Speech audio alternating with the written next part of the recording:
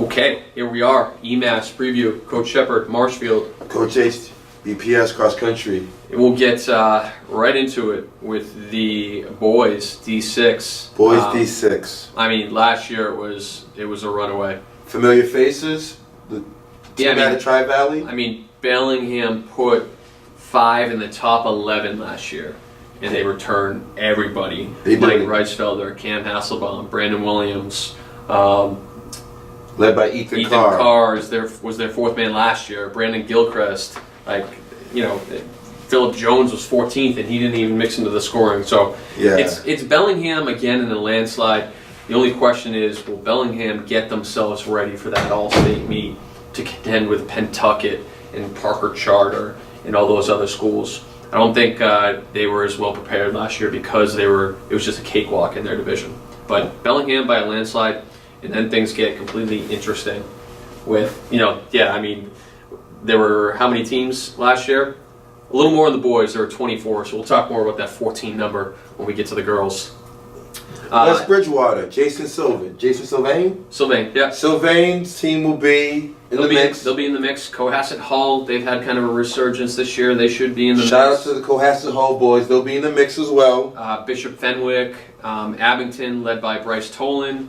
And then Ipswich and Cole Cassidy, they could surprise as well. There's so many teams that could fight for those second, third, and fourth spots. To me, I don't have a clear-cut second-place team. All I know is Bellingham will win. Bellingham will win. Your D6 returning second-place runner-up last year was Mike Reisfelder. Couldn't quite hang with Kellen Waters. Kellen Waters took off on the whole field. Mm-hmm. That might have been Bellingham's plan. I'm sure Reisfelder will be going for that individual win, get that 1 point. And the only guy I see hanging with him... I like Hunter Fagan. Oh, you like Hunter Fagan? Where's he from? Innovation Academy Charter School. Okay, cool. I'm saying Bryce Tolan from Abington. Tolan will be in the mix as well. So maybe 3 guys in that hunt for the win. Now we're going to move on to the girls. For the girls, there is, in my mind, no clear-cut favorite. There are only 15 teams total last year, so whoever wins, there's going to be 14 teams that could potentially get that second, third, fourth spot. Comes down to the 5th man. 5th woman. 5th woman. 5th girl. 5th girl.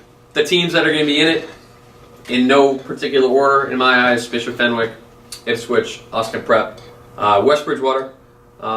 West Bridgewater can see 2 teams moving on to what we found out is now Stanley Park, where the All-State Championship is.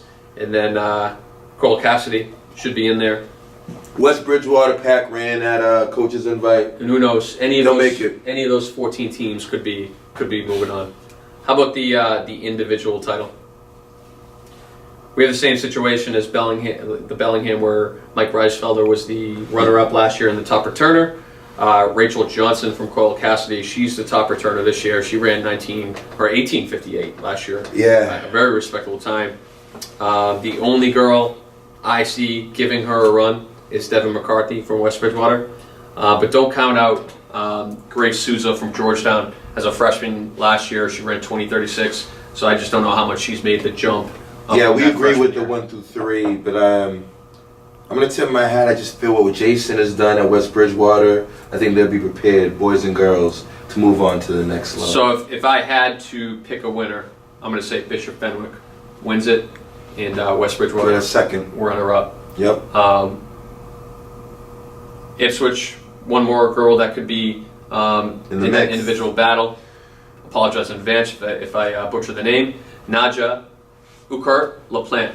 I love those hyphenated names. To me, you're automatically good if you have a hyphenated name. Yes, you are. So that's our small school, or that's our Division 6 Eastern Mass preview.